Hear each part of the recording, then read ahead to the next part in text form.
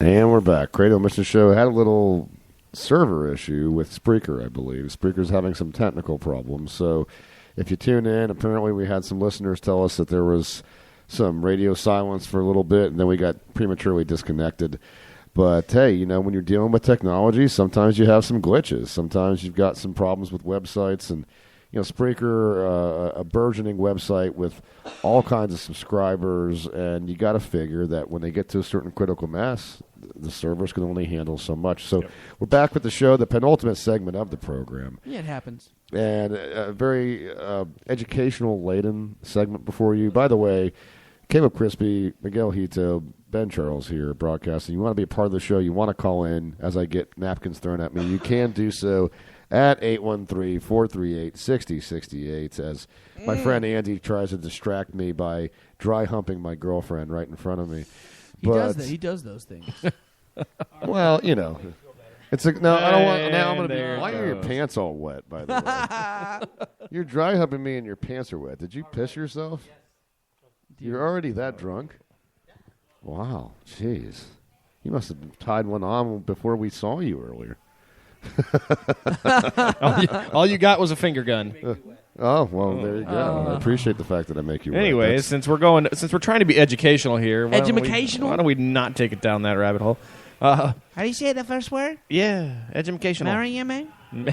This was Merriam? Merriam-Webster. Merriam? Yes. Had 17,000 words. 1,700. 1,700 words I can read. You can't read very well. You're distracting me, Sancho. Anyways, including WTF, meme, emoji, colossal squid, and the NSFW. Colossal squid? Yeah. That's like 2 words. It is. I photobomb, dark monkey. Oh, God. What is our society coming to? That words that are just... We're so lazy that now we have to put acronyms as words in a dictionary. So the NSFW, like you said, not safe for work. Okay, we get it, but that's 4 words. Yeah. It doesn't need to now be classified as one word. That's an acronym. Again, it's not a word. It's an acronym. I have a friend of mine, and this person just graduated college.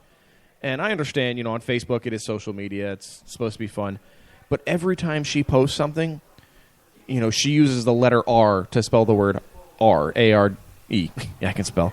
And 2 instead of the number 2 instead of typing T-O, or anyway is N-E-W-A-Y. What are you really saving? Anyway is A-N-Y-W-A-Y.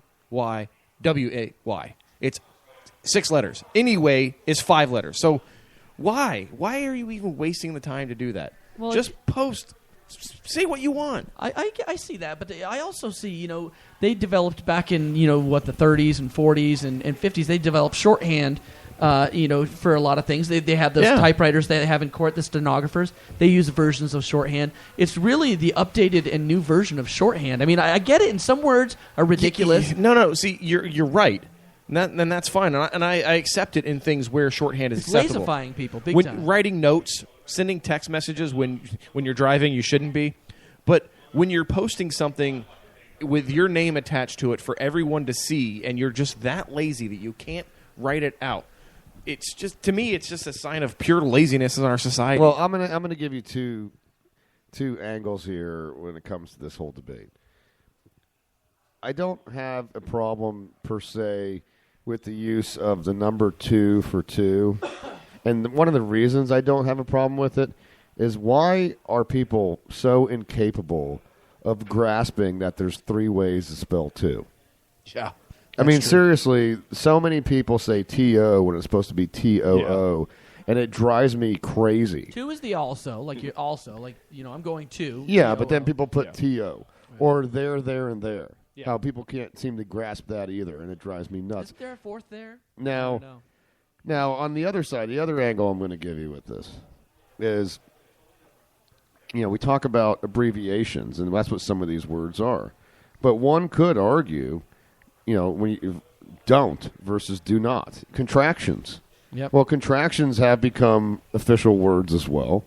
And let's face it, that was, in a more civilized vocabulary like we used to have, those were considered the abbreviations. So, I mean, I guess there's an argument with some of this, but then you look at certain words. I don't have a problem with the fact that they're adding meme or even photobomb. I don't have a problem with those because those are kind of cultural, verbal references to the society we live in today. And they are actual words. Right. And I completely get that. But I think this story just sparked my my annoyance with people that do the shorthand when it's in a public forum, because I think that what you say speaks to who you are, and I've seen people post intelligent thoughts in a manner where they can't even be bothered. You know, the letter T-O, the word T-O, it takes about the same amount of time if you're typing on a keyboard as it does to move your hand over and hit the number 2. I would actually say I would actually say it takes more time to type the letter 2 because on your cell phone you have to switch from letter to number. Yep. So you're actually hitting 2 keys when you could be hitting 2 keys for the word T-O. Yeah. Or we could be hitting 2 keys and have a hell of a time. Well, just saying. I'm sorry. Allegedly. So this education. Hey, this is going to bring another aspect of annoyance to you. I mean, I've never been big into the game Scrabble because we always end up making up our own words in there. Like I came up with a word, la grande titi, one time, talking about big lady boobies, and we were playing any word that you could actually define in some kind of other word. But Scrabble added 6,500 new words, including lotsa, L-O-T-S-A, twerking, sexting, bleach, like B-L-E-C-H, like blah. Sorry. Yeah. I thought it was bleach. And shizzle, like a few of the words. I read this story, and most of them I don't have a problem with, twerking, things like that. But lols, L-O-L-Z, that's not even that's a horrible screw up. You know what this is? On a screw up. No, you know what this is on Scrabble's part? This is an attempt trying to stay relevant. Thank you. That's exactly what I was going to say. This is an attempt of Scrabble to keep themselves relevant because in a society that has become as painfully dumbed down as we have become, that's dead true. A game like Scrabble is far too challenging for the average kid coming out of school nowadays. I mean, with Curdy working in high school, it is depressing for me to hear the stories of just how intellectually challenged these kids are, which a lot of it, let's face it, just stems from laziness and crappy parenting. But, when we were kids, we were a lot of things. You want to be rebellious, you want to dye your hair a certain color or dress a certain way, sure. But you didn't talk like an idiot. Your parents instilled in you that the way that you spoke represented a certain thing. And I love a game like Scrabble. Scrabble is fun to me. It's a nice, challenging way to have some fun, but make yourself think. And, I'm sorry, but if I'm playing a guy in Scrabble and he gets a triple word score on lols because he finally figured out a way to use the Z in a different way, I'm flipping the board and walking off. I'm pissed. Well, you're flipping the board most likely anyway, even if you're just barely winning. Well, I don't lose. I don't lose. Well, if somebody hits a triple word with lols, you're going to lose.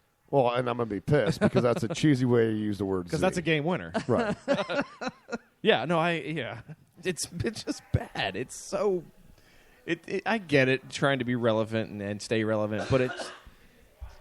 I guess the probably the biggest problem I have where it seats my deep seated anger about it is it's when it's something like this happens, it is becoming accepted in society, and I think that's what really it's me getting older and being crotchety now, but I just. But you're right. Blah. Blah. Exactly. Blah. You know what? That really just makes me want to SMH. Shake my head. Oh, WTF. Anyway. Totes my goats. We talk about the dumbing down of society, but thankfully there's still some bastions of education where they don't dumb down.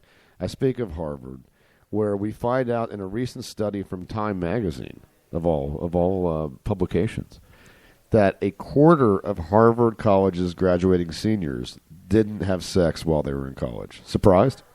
Yeah. What? You're surprised that a quarter of them didn't have sex during college? I don't think that's as surprising. What was the other fact on there? The almost as many of them only had sex for the first time in their freshman year. They said 21% of them first had sex during their freshman year. Ever. That actually, I think I could probably believe because most of those kids that are trying so hard to get into Harvard they're not out partying and they're not out having sex, and they're probably pretty much at home. Well, doing how many homework, conversations have we all had about the fact that how industrious would we as men be if we didn't spend so much time in pursuit of the punani? We'd probably go to Harvard. Hey, I'm going to talk about Feisty Chase about pursuing Nani. I mean, Pursuing Nani. That's the name of the next Chasing segment. vagina? I have a firm belief that everything that we have done as men has been because of the vagina. I agree 100%. Not I me. mean, how many things would we even... I bet. How many possessions would we even have were it not for the punani? Oh, God. You know what I mean? I mean, the way our lifestyles are. How much focus would be on the material aspects of our lives? Can I be completely honest with you? Nothing I buy very rarely is for the punani. For real. But one could say it makes you happy, which makes you more confident, which makes it easier for you to get punani. Yeah, but Everything can be traced back. I don't think my DJ turntables were. I love doing that. I didn't even think about getting laid. But did it help you get laid? No.